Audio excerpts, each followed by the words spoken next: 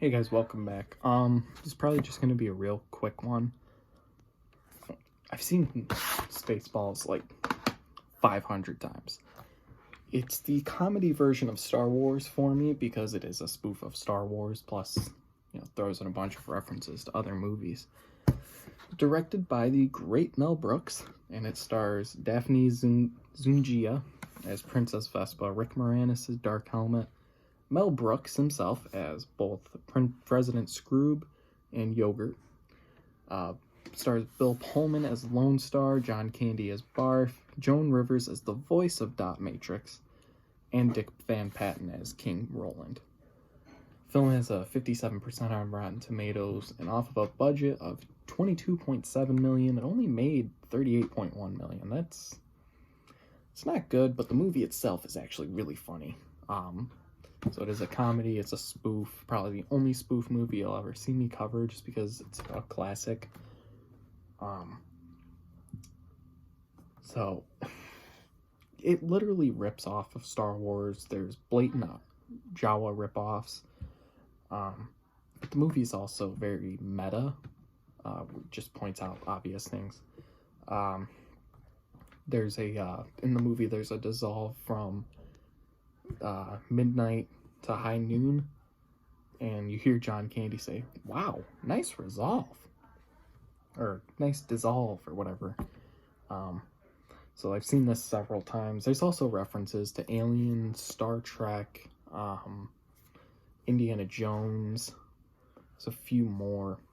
I also like to think it kind of inspired Austin Powers a bit, which is technically another spoof of James Bond, but not in the same sense that Spaceballs is.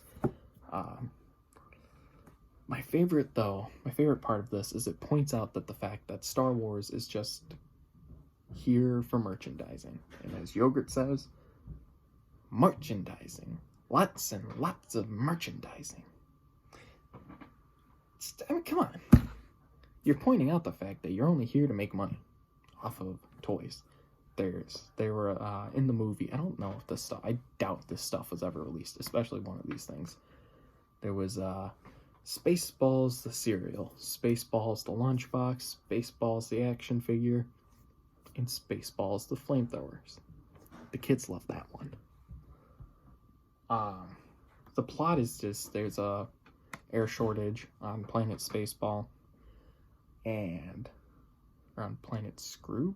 It's either Scroob or Spaceball. I know the big ship that Dark Helmet's on is called Spaceball 1, so I'm pretty sure it's planet Spaceball. However, the planet that Princess Vespa and King Roland are from is called the planet Druidia, and they have like an air shield around that keeps them all secure. Like I said, this is kind of going to be short. I don't have much really to say about this movie other than just watch it for yourself. It's very funny, and if you like Star Wars and you like to make fun of it sometimes, this is definitely the movie for you. And plus, it's got Rick Moranis in it, who is probably one of the funniest people to ever live, besides Mel Brooks himself.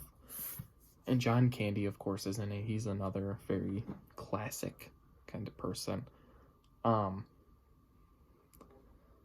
So I am giving this a 10 out of 10, but no, it's not gonna, if you follow my Instagram, you know, I usually, if the movie is perfect in my mind, I'll give it a 10 out of 10 and something called the Silver Shamrock, which is a reference to Halloween 3.